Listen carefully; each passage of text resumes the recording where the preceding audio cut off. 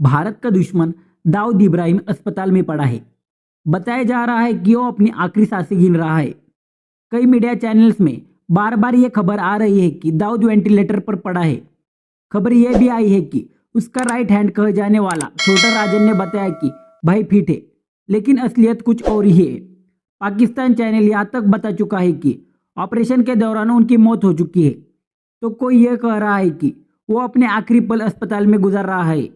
दाऊद भारत का एक ऐसा मोस्ट वांटेड है जिसकी मौत हर भारतीय चाहता है, क्योंकि उसने जो कांड किए हैं वो काफ़ी खतरनाक है।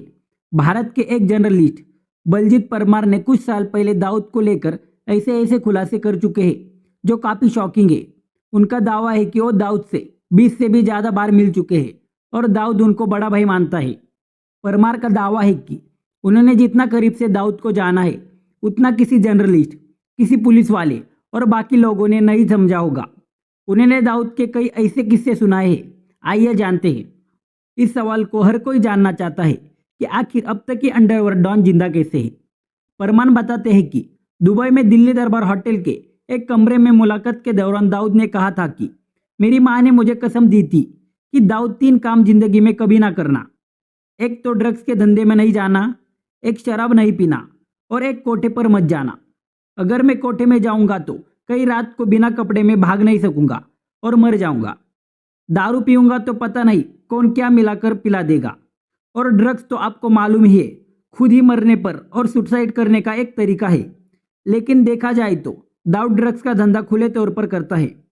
ऐसी खबरें भी आई है कि वो नेपाल के रास्ते से भारत में ड्रग्स सप्लाई करता है। दाऊद की माने तो इन्हीं 3 कस्मों के कारण वो कई खतरों से अभी तक बच चुके हैं। वरिष्ठ पत्रकार एस हुसैन जैदी ने अपनी किताब डोंगरी से दुबई तक में वो किस्सा सुनाया है जब दाऊद रामपुरी चाकू लेकर अपनी गर्लफ्रेंड के घर पहुंच गया था। मुंबई के मुसाफिर खाना में दाऊद की दुकान के बगल में सुजाता नाम की एक पंजाबी लड़की रहती थी, जिसे दाऊद काफ़ी पसंद करता था। दोनों के बीच अफेयर हुआ। जब सुजाता के माँ बाप को इस अफेयर का पता चला तो घर में बड़ा बवाल हुआ। दाऊद एक मुसलमान था, ऊपर से इलाके का एक गुंडा। सुजाता के पिता ने आनन फानन में उसकी सगाई अपनी ही बिरादरी के एक लड़के से कर दी। जब दाऊद को इसका पता चला तो वो गुस्से में तमतमाता हुआ रामपुरी चाकू लेकर सुजाता के घर पहुंच गया। सुजाता के पिता ने कहा कि मेरी बेटी अपनी पसंद का चुनाव करने के लिए आज़ाद है, लेकिन अगर उसने तुमसे शादी की तो अनाथ हो जाएगी। आखिरकार सुजाता अपने परिवार के फैसले के आगे झुक गई। सुजाता ने दाऊद की तरफ सख्त अंदाज में देखा और कहा कि हमारा साथ संभव नहीं है। सुजाता की बात सुनकर दाऊद के होश उड़ गए। खुद को ठगा हुआ महसूस करते हुए और सुजाता को गाली देता हुआ दाऊद उनके घर से चला गया।